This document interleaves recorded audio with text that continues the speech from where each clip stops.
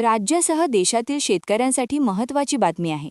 केंद्रीय कृषी मंत्री शिवराज सिंग चौहान यांनी छत्तीसगडच्या दुर्ग जिल्ह्यातील शेतकऱ्यांशी संवाद साधताना मोठी घोषणा केली आहे. शेतकऱ्यांना कायदेशीर संरक्षण देण्यासाठी लवकरच संसदेत नवीन कायदे आणले जाणार असल्याचे त्यांनी म्हटले आहे. तसेच बनावट बियाणे, खते आणि कीटकनाशके विकणाऱ्यांवर कठोर दंडात्मक कारवाई करण्यासाठीही या कायद्यांमध्ये तरतूद असणार आहे, अशी माहितीही त्यांनी दिली आहे. सरकारचे प्राथमिक उद्दिष्ट शेतकऱ्यांचा सर्वांगीण विकास करणे आणि त्यांचे मध्यस्थ आणि फसवणुकीपासून संरक्षण करणे हे आहे, असंही चौहान यांनी म्हटले आहे.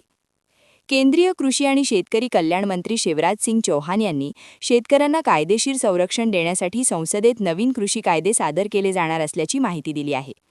शेतकऱ्यांच्या कष्टाशी, त्यांच्या पिकांशी आणि त्यांच्या भविष्याशी छेडछाड करणे यापुढे सहन केले जाणार नाही.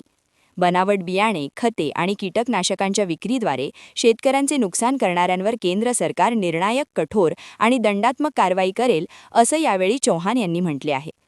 शिवराज सिंग चौहान यांनी शनिवारी छत्तीसगडमधील शेतकऱ्यांशी बोलताना म्हटले की पंतप्रधान नरेंद्र मोदी यांच्या नेतृत्वाखाली केंद्र सरकारचे सर्वोच्च प्राधान्य शेतकरी आणि त्यांचा विकास हे आहे. काही समाजकंटक बनावट खतांचा वापर करून शेतकऱ्यांची पिके नष्ट करत आहेत. हा एक आर्थिक गुन्हा आणि शेतकऱ्यांची फसवणूक देखील आहे. अशा लोकांवर कायदेशीर कठोर कारवाई केली जाणार आहे. याची तरतूद कृषी कायद्यांमध्ये असणार आहे.